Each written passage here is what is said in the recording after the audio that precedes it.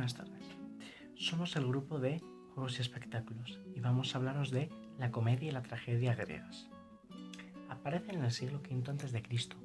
con las Dionisias, que eran festivales dedicados en honor al dios Dioniso.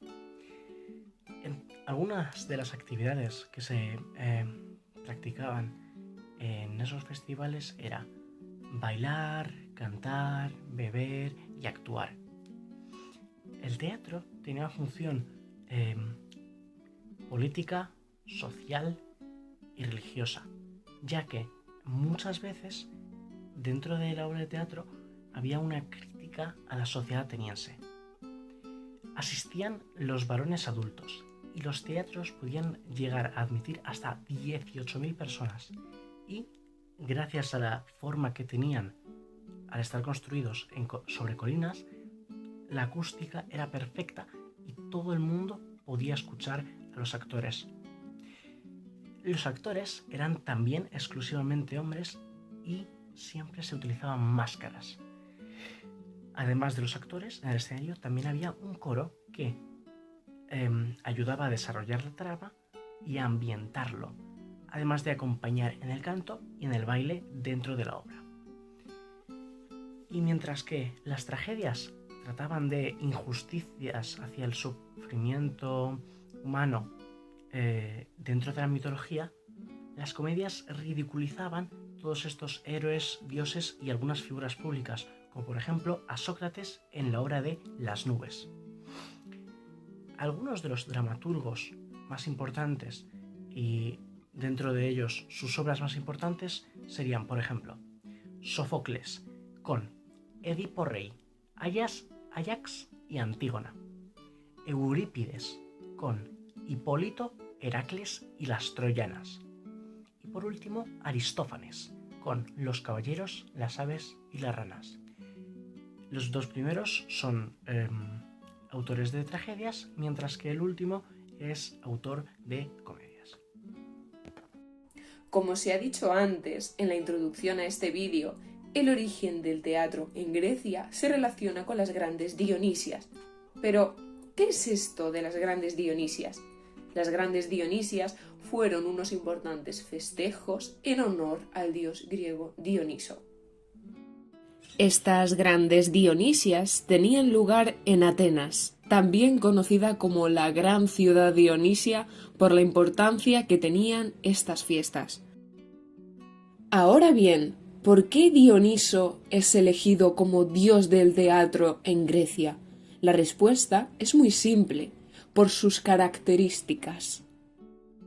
Dioniso no solamente era el dios del vino, Dioniso era el dios del vino, de la naturaleza salvaje, del desenfreno, del baile, y por último, pero no por ello menos importante, Dioniso era el dios del disfraz y del enmascaramiento.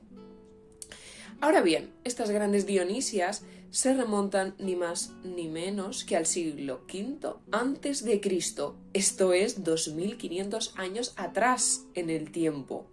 Es en este momento cuando ya empezamos a ver las primeras representaciones, tanto de tragedia como de comedia griegas, aunque sí que es verdad que la comedia tiene un origen un poco posterior a la tragedia.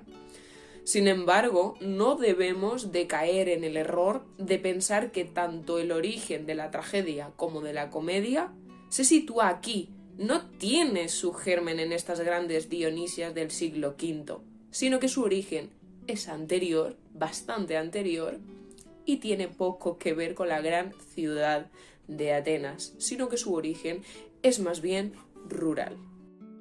En la Grecia más antigua, Dioniso era el dios principal de las sociedades agrícolas y ganaderas. Por lo tanto, al principio y al final de la siega se llevaban a cabo una serie de festividades en honor a Dioniso. Estas festividades recibían el extraño nombre de ditirambo. Pero, ¿en qué consistían estas celebraciones, estas festividades con un nombre tan extraño como ditirambo? Pues bien, consistían en que unos jóvenes alocados, danzantes, bailaban y bailaban y bailaban mientras recitaban unos textos en honor al dios Dioniso. Como estamos pudiendo comprobar, el origen del teatro en Grecia tiene poco de sereno y de tranquilo, ¿verdad? Pues bien, ahora vamos a hacer un pequeño retroceso en el tiempo y a recordar una de las características propias del dios Dioniso que hemos dicho anteriormente. Dioniso es el dios del disfraz y del enmascaramiento, y esto es precisamente lo que vemos en esta pieza. Sacada del Museo Arqueológico Nacional es precisamente eso, Dioniso como máscara.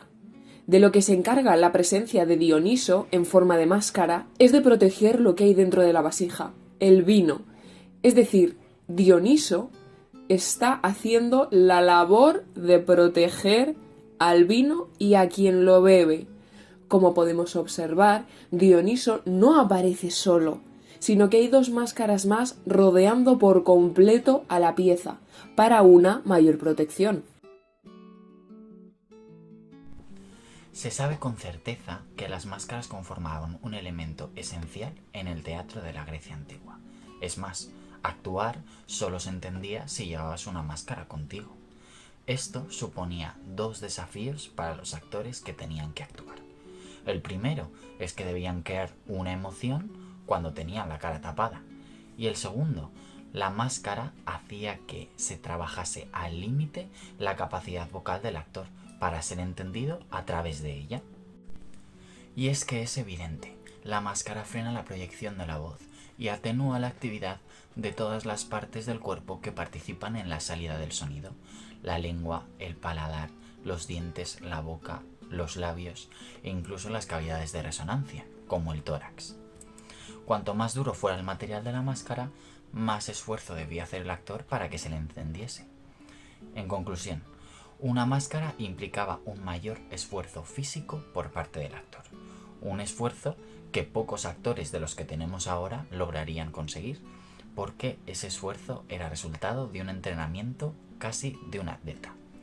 Además, se necesitaba, acompañando a ese entrenamiento, una dieta estricta y un cuidado extremo de la voz. Las tipologías de las máscaras eran múltiples. Solo para la tragedia existían 6 tipos, como la que vemos en pantalla, una máscara trágica que representa en este caso los rasgos de un anciano. Aunque no lo parezca, estas máscaras estarían repletas de colores, de hecho colores muy vivos, pero en este caso se han desvanecido casi por completo. Distintas ramas del arte, como la escultura, la pintura o la arquitectura, basaban su temática principal en el mundo del teatro clásico. Como la siguiente máscara, que en principio podríamos definir como femenina y también trágica.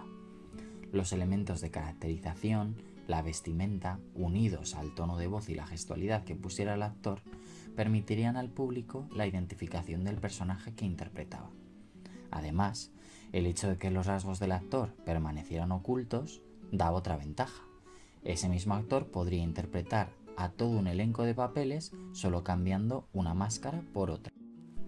Como habíamos dicho, esculturas que conservamos en los museos nos sirven para acercarnos más y más al teatro de aquellos días. La estatua de arcilla que ahora vemos se corresponde con un actor cómico. ¿Por qué lo sabemos? De nuevo por las características de su máscara, ahora un poco borradas. Cejas gruesas, ojos saltones y una boca prominente.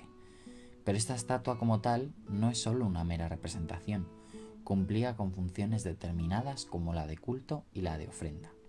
Aquí vemos de nuevo la profunda relación entre el origen del teatro y los ritos dionisíacos. Ahora ya, para dar paso a la última parte del vídeo en la que veremos posteriormente una dramatización de un fragmento de una obra trágica, antes de esto os queremos mostrar una de las piezas del Museo Arqueológico Nacional que mejor representa esa ruptura del estereotipo sereno, calmado, apacible y mesurado que tenemos hoy en día sobre la Grecia antigua, cuando en realidad también para los griegos había cabida para el dolor, el desenfreno y la locura. En este caso, en esta pieza, asistimos a una representación de un momento totalmente ajeno a lo que conocemos de las hazañas del mítico héroe griego conocido con el nombre de Hércules. Más allá de los 12 trabajos, con todos sus correspondientes episodios heroicos, como vencer al león de Nemea o matar a la hidra de Lerna, Hércules es víctima de un arrebato de locura y protagoniza el que será el suceso más dramático de su vida: encender una hoguera y echar a sus hijos al fuego. Ahora ya, para terminar nuestro vídeo, vamos a dramatizar un fragmento. Es de la obra del famoso dramaturgo griego Eurípides, la tragedia de Hipólito. Esta historia nos narra cómo Fedra, que está casada con Teseo, se enamora de su hijo Hipólito. Hipólito, al descubrir el amor que siente su madrastra por él, entra en cólera. Fedra, que tiene miedo de que Teseo se entere, decide suicidarse. Teseo no escucha las explicaciones de su hijo Hipólito y decide desterrarlo de Atenas, pues por su culpa ha muerto su amada esposa. Debido al accidente, Hipólito fallece mientras salía de la ciudad. Así que aquí tenemos el fragmento. Bajo tierra, bajo la tiniebla, quiero habitar en la sombra, muerto, desgraciado de mí, privado de tu compañía muy querida, pues has matado más de lo que te has aniquilado. Miserable de mí, qué dolor he visto en mis mansiones, intolerable, indecible, muerto estoy. Desierta está mi casa y mis hijos huérfanos están. Este ha sido el fragmento. Muchas gracias por escucharnos y que pasen muy buena tarde.